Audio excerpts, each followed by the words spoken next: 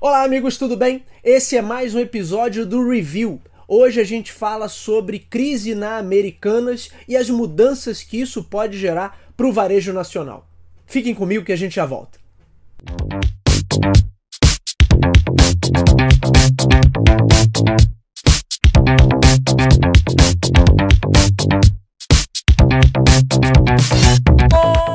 Todos vocês devem estar acompanhando desde o início desse ano a situação do grupo Americanas, que envolve aí uma série de marcas, as próprias lojas Americanas, Americanas.com, AMI, Americanas Express, enfim, e outras marcas do grupo. No dia 11 de janeiro de 2022, foi anunciada uma chamada inconsistência contábil no valor de 20 bilhões de reais. O anúncio foi feito pelo novo CEO Sérgio Rial, que tinha basicamente acabado de assumir a posição, embora a contratação dele tenha sido anunciada em agosto de 2022, ele assumiu a função agora em janeiro e logo de cara parece ter descoberto uma inconsistência contábil, ou seja, um rombo, valores ali que não estavam batendo e um prejuízo da ordem de 20 bilhões de reais.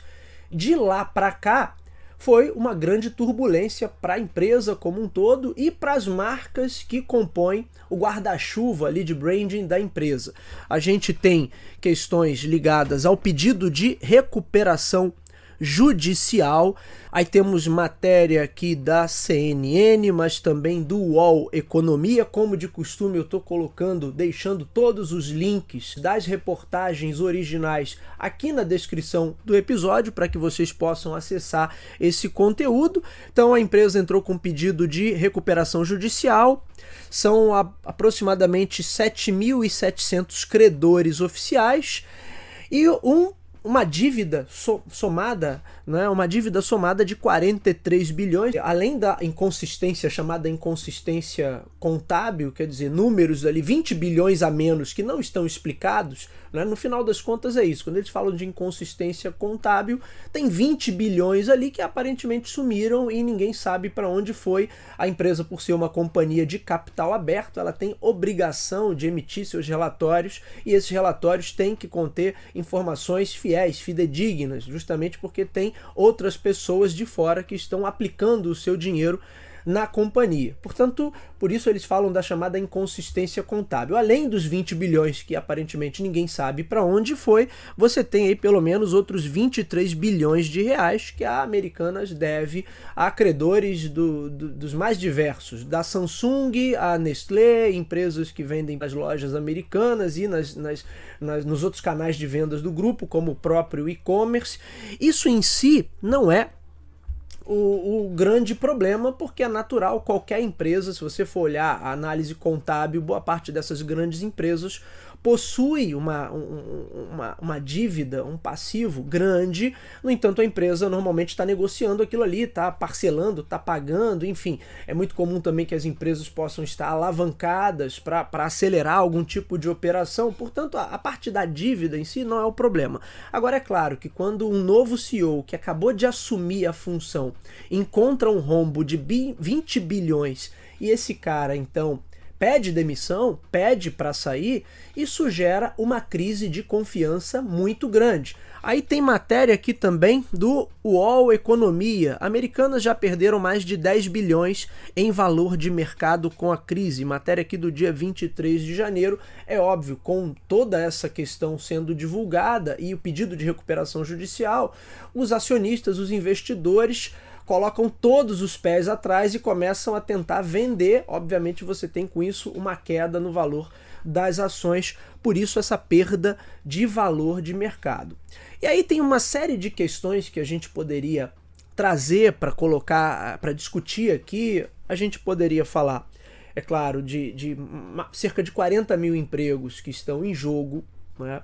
A gente poderia falar da questão de como surgiu esse rombo, da onde saiu isso. A gente pode especular, na verdade, sobre esse assunto, mas não tem como a gente saber. Americanas tem como parte dos seus maiores investidores o grupo 3G, que é um grupo poderosíssimo, um grupo fundado por 3 brasileiros, que hoje comanda algumas das principais companhias do mundo.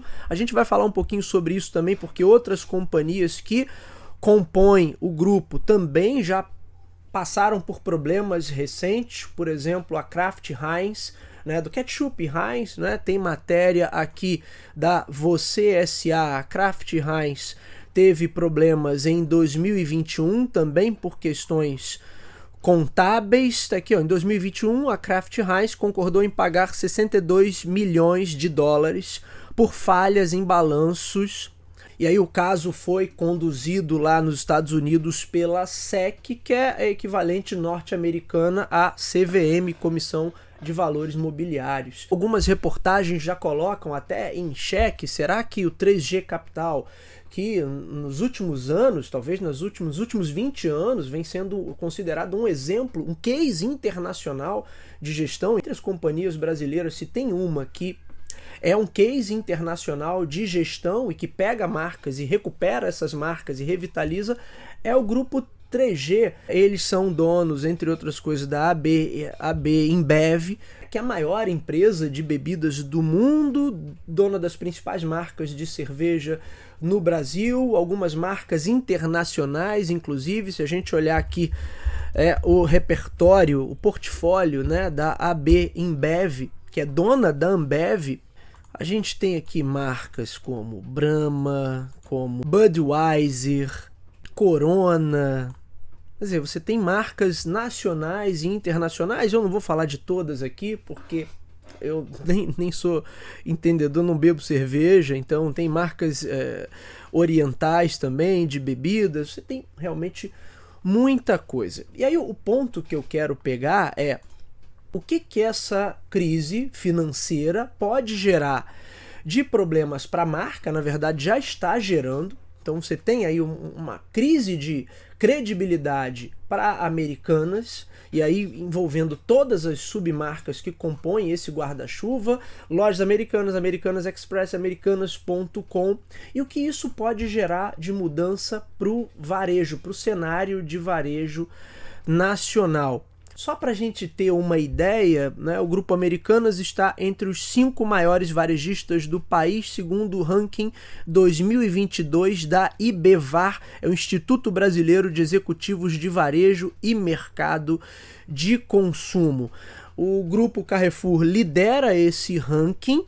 Segundo o IBEVAR FIA 2022, faturamento anual do Grupo Carrefour no Brasil, 81,1 bilhões de reais, seguido pelo Assaí, com faturamento de 45,6 bilhões de reais, Magazine Luiza em terceiro, com 42,9 bilhões, Via 36,3 bilhões e na sequência Americanas com 32,2 bilhões. E aí mais um que merece ser citado aqui, o Grupo Pão de Açúcar com 29 bilhões. Isso pegando o varejo como um todo. Se a gente pegar números do Web Shoppers, que é um relatório emitido pela Ebit em parceria com a Nielsen, números do e-commerce nacional em 2021, o Brasil bateu a marca de 182,7 bilhões em 2021, vendas no e-commerce. Só no primeiro semestre do ano passado, no primeiro semestre de 2022,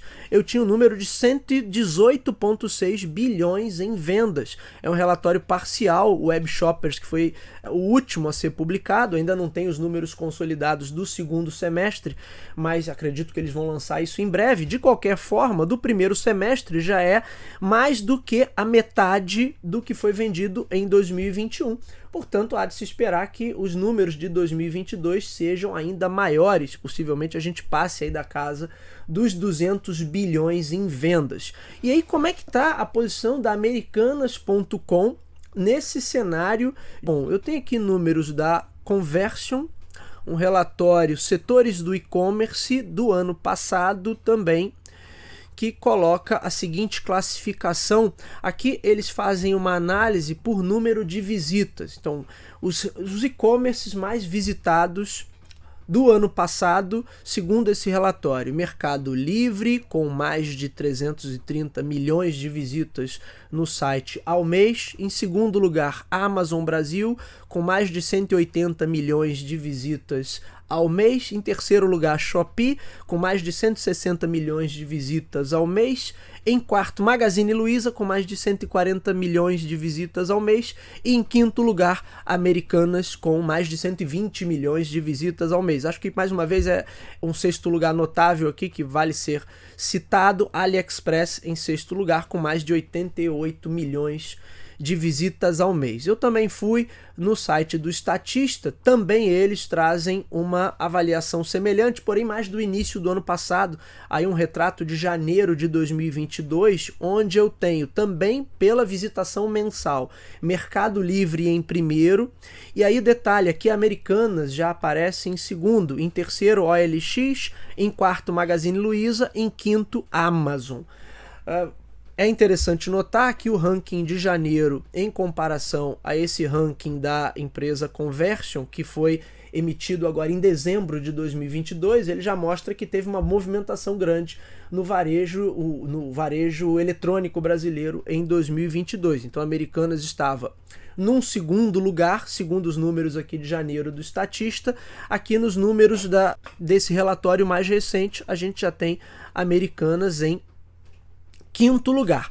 E tem mais uma coisa, né? Integra o grupo da Americanas também outras bandeiras de e-commerce, o próprio Submarino, né, que é a B2W, que foi adquirida pelo grupo, e também o Shoptime, mas que esses aqui eu nem sei em que posição eles estão. A Submarino na 24ª posição e o Shoptime na 29ª posição, tem realmente uma participação bem menor.